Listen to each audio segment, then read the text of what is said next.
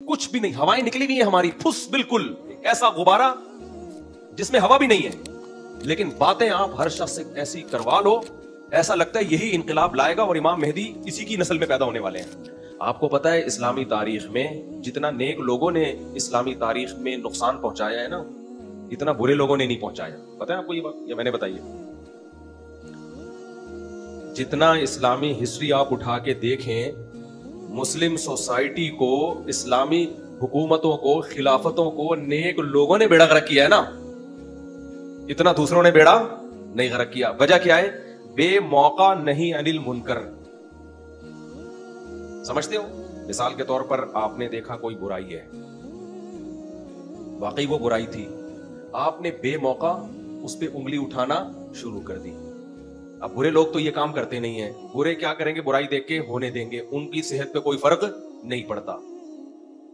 कई बार मैं अब्दुर्रहमान अशस की मिसाल दे चुका हूं, हज्जाज बिन यूसुफ के खिलाफ बगावत की अब्दुर्रहमान अशस ने। सारे नेक नेक लोग थे भाई, छोड़ देते हज्जाज बिन यूसुफ को अपने हाल पे। उस जुल्म को ठीक करने से तुम्हें मिला क्या? हुकूमत का बेड़ा गर्क हो गया, इस्लामी खिलाफतें कमजोर हो गई, बेड़ा गर्क हो गया, हमारी सारी फतूहात का दरवाजा रुक गया।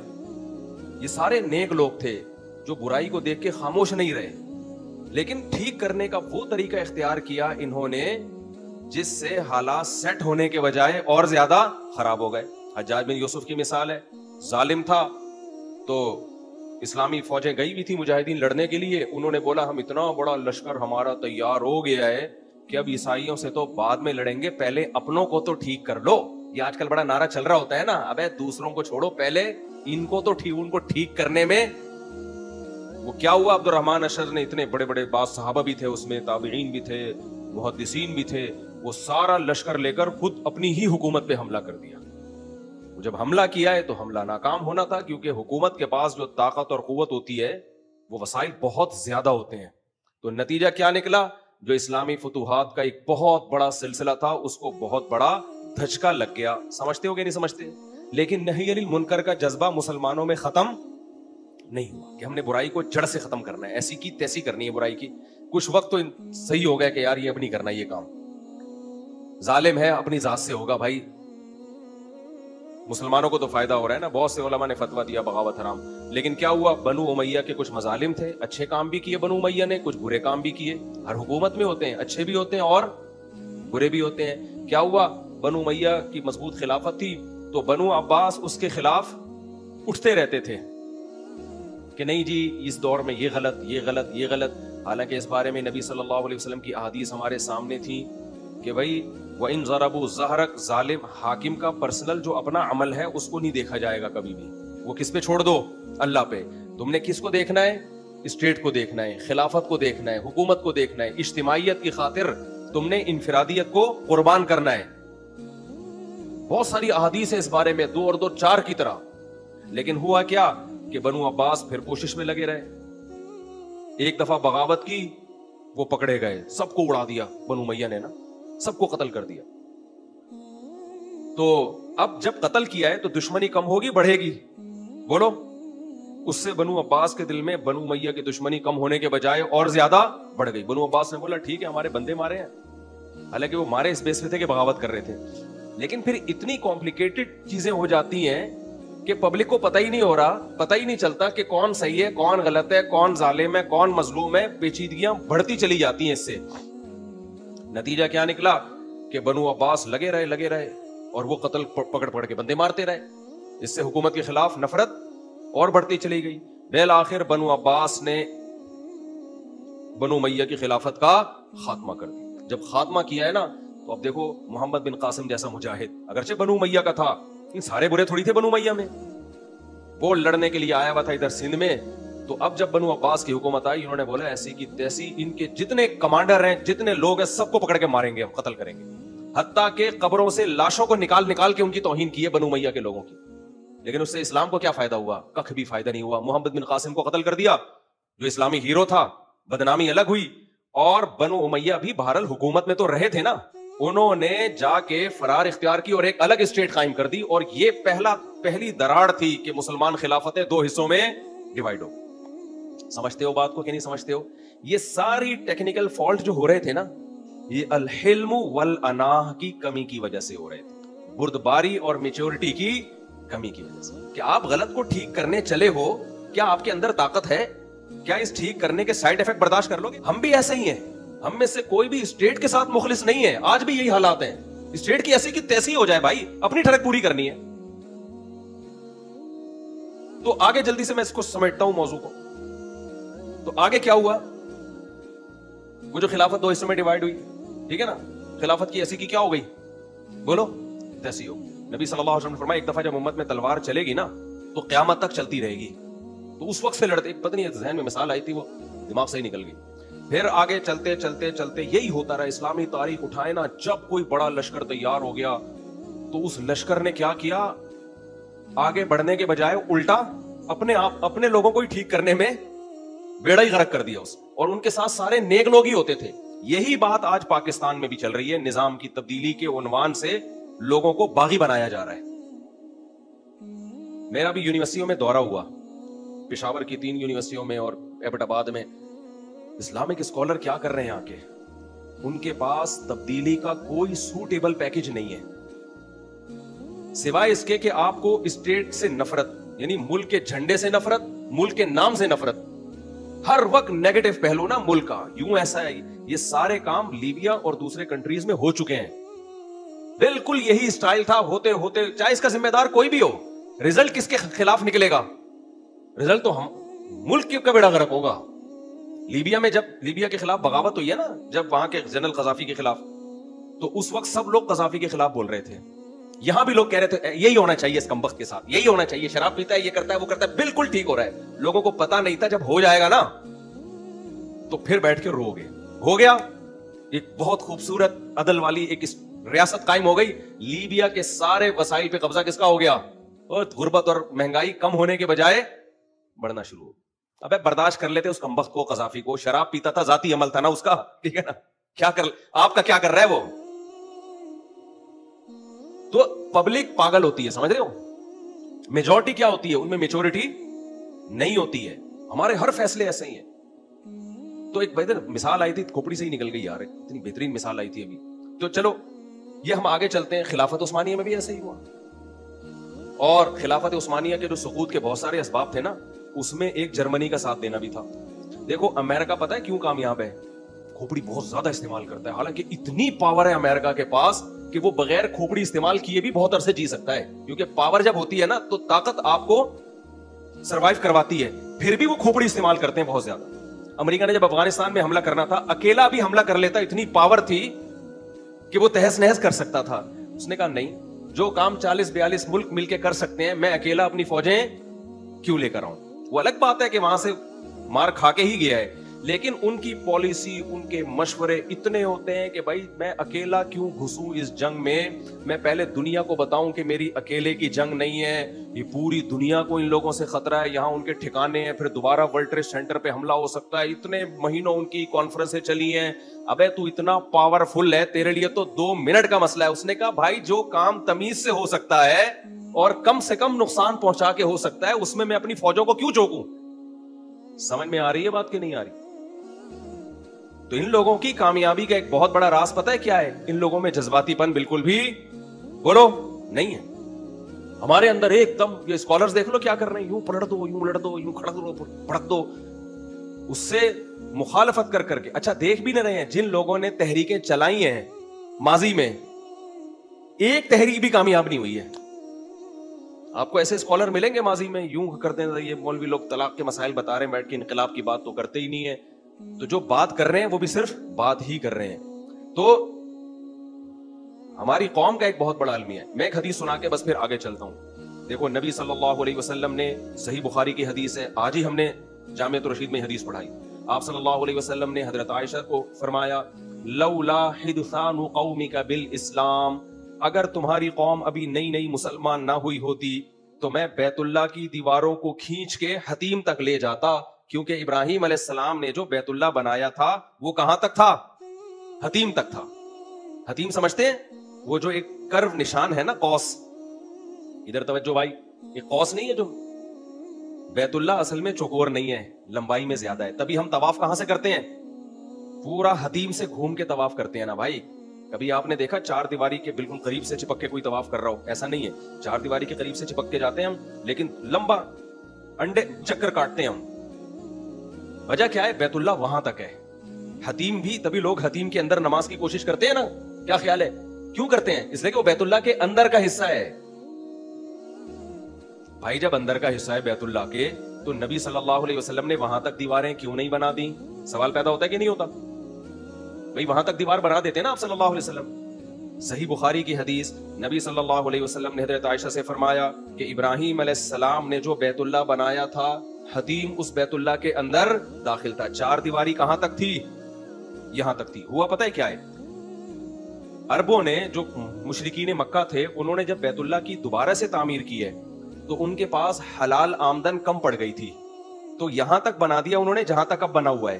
آگے انہوں نے کہا کہ ہمارے پاس حلال پیسے نہیں ہیں, سارے جوئے کے اور سٹے کے اور طوائفوں کے کچھ پیسے ان کے پاس تھے. انہوں نے کہا یہ ناپاک پیسہ ہم بیت اللہ کی تعمیر پہ نہیں لگائیں گے, فی الحال اس کو یہیں تک چھوڑ دو, جب حلال پیسوں کا انتظام ہوگا تو اس تعمیر کو ہم کہاں کر دیں گے؟ آگے. اب اس پر طویل عرصہ گزر گیا. جو نئی نسل جو آئی نا, وہ یہ سمجھنے لگی کہ یہیں تک ہے. توجہ ہے نا آپ لوگوں کی؟ نئی نسل کیا سمجھنے لگی؟ یہاں تک ہے, اس سے آگے نہیں ہے. طواف تو ہوتا رہا دور تک, کیونکہ باپ دادا تو یہی سکھا کے گئے تھے نا بھی یہاں سے گھومنا ہے, لیکن نئی نسل سمجھنے لگی کہ دیواریں یہیں تک ہیں. جب اسلام کو غلبہ مل گیا, مکہ فتح ہو گیا, آپ صلی اللہ علیہ وسلم کو مکمل کنٹرول ہو گیا, تو آپ نے امی عائشہ سے فرمایا کہ میں چاہتا ہوں کہ بیت اللہ کی دیواروں کو وہاں تک لے جاؤں جہاں تک ابراہیم علیہ السلام نے کھڑا کیا تھا, لیکن مجھے ڈر یہ ہے کہ بہت سے لوگ, عرب کے فتح مکہ کے بعد بہت سارے قبائل مسلمان ہوئے, ان کو یہ بات سمجھانا مشکل ہو جائے گا.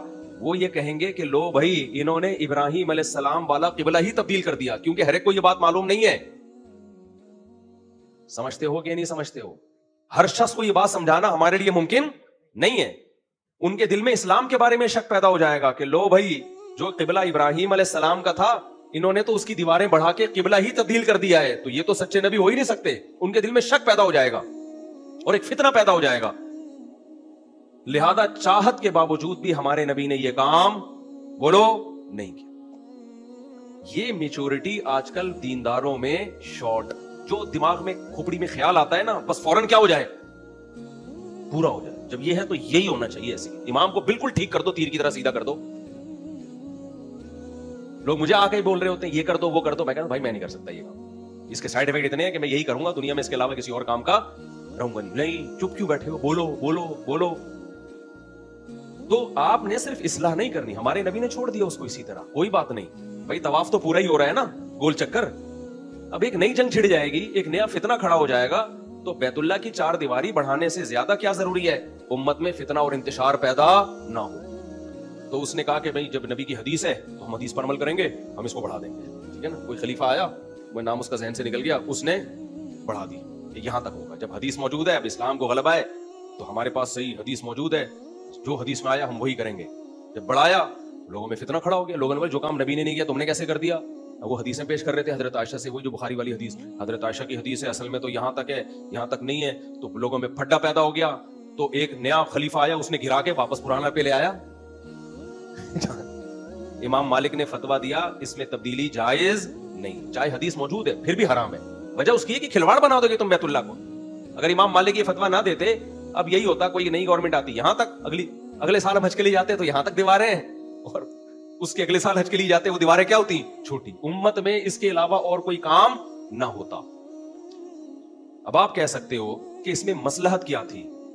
بھائی بیت اللہ کی چار دیواری نبی بڑھا دیتے, تھوڑا سا فتنہ ہوتا نا. اصل میں مصلحت یہ تھی اس طرز عمل میں کہ بیت اللہ کی دیواروں کو بڑھانے کا عمل بھی روکا جا سکتا ہے, امت کو اختلاف اور انتشار سے بچانے کے لیے. تو اللہ کی نظر میں, اسلام کی نظر میں سب سے زیادہ ویلیو اس کی ہے کہ امت آپس میں متحد رہے, پھڈے بازیاں نہ کرے.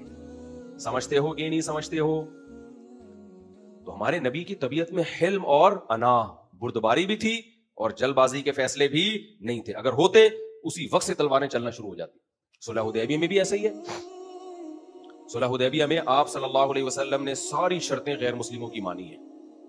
کچھ شرطیں اس میں آپ کے اگینسٹ جا رہی ہیں. ابو جندل رضی اللہ تعالیٰ عنہ کو پکڑ کے مشرکین کے حوالے کیا جا رہا ہے, اپنے آدمی کو پکڑ کے ان کے حوالے. ایگریمنٹ ایسا تھا.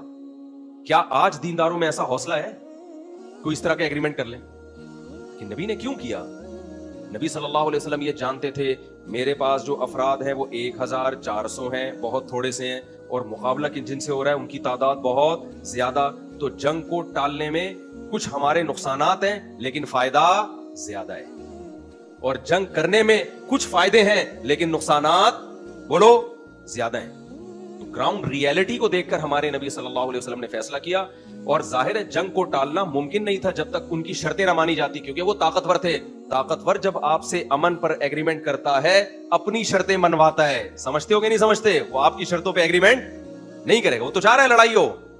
मुशरिकीन तो चाह रहे थे कि लड़ाई हो, तो ताकतवर हमेशा। लेकिन आप मुसलमानों के हालात आप देख लो, कुछ भी नहीं, हवाएं निकली हुई है हमारी फुस, बिल्कुल ऐसा गुब्बारा जिसमें हवा भी नहीं है, लेकिन बातें आप हर शख्स से ऐसी करवा लो, ऐसा लगता है यही इनकलाब लाएगा और इमाम मेहदी इसी की नस्ल में पैदा होने वाले हैं। समझ में आ रही है बात कि नहीं आ रही? एक साहब कहने लगे अमेरिका पे अटैक क्यों नहीं कर देते? मैंने कहा अमेरिका से ही हम जहाज लेते हैं, वो उसमें ऐसे बटन लगा के भेजता है।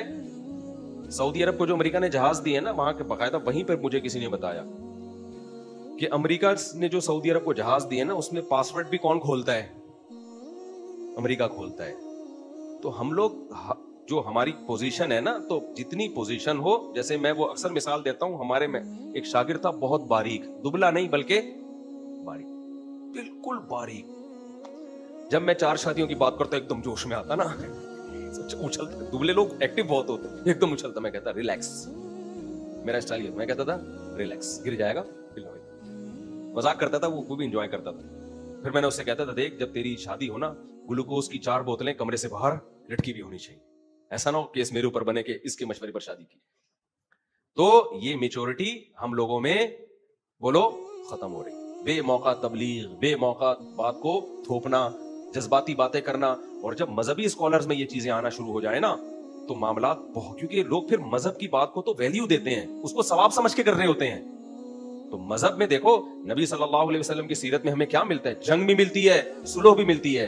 देखो लोग पता है क्या कहते हैं कि नबी सल्लल्लाहु अलैहि वसल्लम ने तो 23 साल में जिहाद भी किया, जंग भी की, सुलह भी की। हम क्या कर रहे हैं भाई? 23 साल में जो नबी की सीरत है वो हमारे लिए क़यामत तक के लिए। असल सीरत जंग या अमन नहीं है, असल सीरत नबी की ये है कि ग्राउंड रियलिटी को सामने रख के फैसले किए हैं। आपने ग्राउंड रियलिटी को सामने रख के ही फैसले करने हैं। नबी ने 23 साल में सब कुछ किया, हम 23,000 साल में करेंगे ये। अगर 200 साल में भी हालात नहीं बनते, हालात सुलह के बनते, तो 200 साल में भी सुलह ही करनी है। समझ में आ रही है अब कि नहीं आ रही? 23 साल में अल्लाह ने नबी को वो सारे काम इसलिए करवाए कि कहीं जंग का मौका होगा तो जंग करनी पड़ेगी, कहीं सुलह का मौका होगा तो सुलह करनी। 100 साल भी सुलह करनी पड़े 100 साल भी सुलह करोगे, 1000 साल भी करनी पड़े 1000 साल भी करोगे। मैं वो खिलाफत उस्मानिया की बात कर रहा था। खिलाफत उस्मानिया के जो सुकूत हुए हैं ना, उनमें एक बहुत बड़ी वजह पता है क्या है? एक बहुत बड़ी वजह यह है कि जो पहली जंग अजीम थी ना, उसमें खिलाफत उस्मानिया कूद पड़ी थी, जबकि कूदने की ताकत थी नहीं। हालांकि ये उस्मानियों का फड्डा ही नहीं था, ये जर्मनी और फ्रांस की, ब्रिटिश की जंग थी, जिसमें 2 बड़े बड़े मुल्क एक दूसरे के अगेंस्ट थे। जैसे अमेरिका की जंग नहीं थी ना, ये पहली जंग अजीम और दूसरी जंग अजीम का अमेरिका से कोई लेना देना था नहीं था। तो अमेरिका घुन्ना बन के बैठा रहा आखिरी दिन तक। बिल्कुल आखिर में अमेरिका ने यह किया कि जब जापान बहुत ज्यादा आगे चला गया ना और डर हुआ कि अब तो ये सबकी वाट लगा देगा, तो एक अदद बम ले जाके ऐसे करके फाड़ भी हम भी करने। पहले उसमें भी कोशिश की कि ना फाड़ूं बम में, तो क्यों? मेच्योरिटी। उसने कहा भाई हमारी जंग नहीं है, हम क्यों कूदें उसमें? लेकिन मुसलमानों से क्या गलती हुई? वही जज्बातियत होगी। उस वक्त भी जंग हो रही है, लड़ाई हो रही है। हिटलर को एक शौक हुआ दुनिया फतह करने का। हमारे पास इतने सारे ममालिक थे, इतने वसाइल थे। खिलाफत उस्मानिया ने क्या किया? इत्तेहाद किससे कर लिया?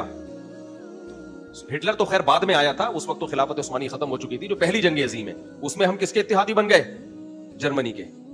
और मुखालिफ हो गए बरतानिया के। बरतानिया से बिला वजह का पंगा ले लिया, रशिया और बरतानिया से, रूस और बरतानिया से। उसका नतीजा क्या निकला कि जब जर्मनी हारा है तो हमारी भी ऐसी की तैसी हो गई। तो माहिरीन कहते हैं, मुहक्किकीन कहते हैं कि खिलाफत उस्मानिया में उस वक्त इतनी ताकत थी नहीं, उसके लिए अपने मुल्कों पे कंट्रोल बरकरार रख लेना ही काफी था। उसको बढ़ के इस जंग में हिस्सेदार नहीं बनना चाहिए था, जैसे कि अमेरिका ने किया। वो नहीं हिस्सेदार बना, आज दुनिया की सुपर पावर है।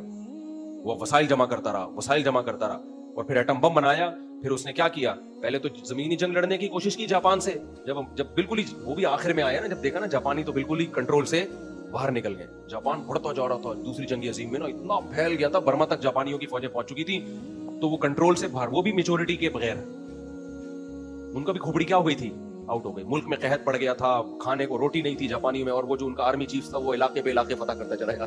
ٹھیک ہے, تو امریکہ تمیز سے تماشا دیکھ رہا ہے. جب امریکہ نے کہا کہ یار ان سے لڑنا بہت مشکل ہے, کیونکہ وہ فدائی حملے کرتے تھے, پورے جہاز اٹھا کے نا امریکہ کے بیس پہ بندے سمیت اڑا دیتے تھے, تو امریکہ نے اپنے سائنسدانوں کو بلایا, بھائی کچھ اس سلسلے میں اگر آپ کچھ کر سکتے ہیں. تو انہوں نے کہا ہم بم بنا رہے ہیں اس سلسلے. امریکہ نے کہا بم بننے دو, اس وقت تک چپ کر کے بیٹھے رہو. بم بن گیا تو امریکہ نے بولا بم تو بن گیا لیکن بہت تباہی ہوگی, ایٹم بم ہے, ایک دفعہ ہم ویسے زمینی جنگ میں ٹرائی کر کے دیکھتے ہیں. زمینی جنگ میں ٹرائی, پہلے اس کو دھمکی دی, بھائی تو اپنی فوجیں واپس بلا لے, علاقے خالی کر دے, ہمارا آپ سے کوئی لڑنا پھرنا بولو نہیں, کوئی جنگ نہیں ہماری, تمیز سے بیٹھو, ہمیں بھی انجوائے کرنے دو لائف کو, خود بھی کیا کرو, انجوائے کرو. لیکن وہ جاپان کے جو فوج تھی انہوں نے بولا نہیں, ہم تو پوری دنیا فتح کرنے نکلے. تو امریکہ نے پھر وہ اٹیک کیا ہے, مار کھائی امریکہ نے. وہ جاپانی تو بالکل ہی, اور پتا وہ جاپانیوں کو بھی روحانی عاملوں نے الو بنایا ہوا تھا. ان کا ایک روحانی صدر تھا, روحانی بزرگ تھا, صدر کہہ رہا ہوں, بزرگ تھا, جس کا یہ تھا کہ یہ پہنچے ہوئے ہیں بہت, وہ مذہبی اس تڑکا لگایا, یہ بہت پہنچے ہوئے ہیں, یہ بہت بڑے بزرگ ہیں, یہ غلط بات کہہ ہی نہیں سکتے, ان کو اوپر سے الہام ہوتا ہے. یہ سارے نا مذہب کا تڑکا لگائے بغیر ایسی موٹیویشن ملتی نہیں ہے فدائی حملوں کی. تو وہ جاپانیوں نے اپنے وہ سارا وہ کر کے نا, جب امریکہ کو شکست ہوئی تو امریکہ نے بولا بم کے بغیر کوئی گزارا نہیں ہے. ایک بم مارا تو بھی اس کو عقل نہیں آئی, انہوں نے کہا کوئی بات نہیں, لڑائی میں بم تو چلتے ہیں. ہیروشیما کی واٹ لگا دی. تو پھر جب دوسرا بم مارا ہے نا, اور پھر بول دیا کہ اب بھی نہیں آئے, تو پھر تیسرا بم بھی آئے گا. تو پھر انہوں نے بولا, ورنہ تو دوسرے بم کے بعد بھی ان کو ہوش نہیں آنا تھا. انہوں نے بولے تو یہ بم ہوتے ہوتے ہمارا تو پورا ملک ہی ختم ہو جائے گا. تو پھر انہوں نے یو ٹرن لیا, اور پھر ایسا یو ٹرن لیا ہے کہ ایسا یو ٹرن تو دنیا میں, وہ تو دوسری شادی کر کے جو طلاق دیتے تھے نا, وہ بھی ایسا یو ٹرن نہیں لیتے. کچھ ہیں پٹے ہیں, تو پھر انہوں نے بولا کہ یہ کام ہی غلط ہے, تو ایسا یو ٹرن لیا انہوں نے. تو یہ بھی آپ تاریخیں اٹھا کے دیکھیں, ہر چیز, ہر ناکامی کے پیچھے آپ کو بردباری کی کمی نظر آئے گی اور جلد بازی کے فیصلے نظر آئیں گے. ہر ہسٹری میں ہر چیز میں آپ یہی دیکھ لو.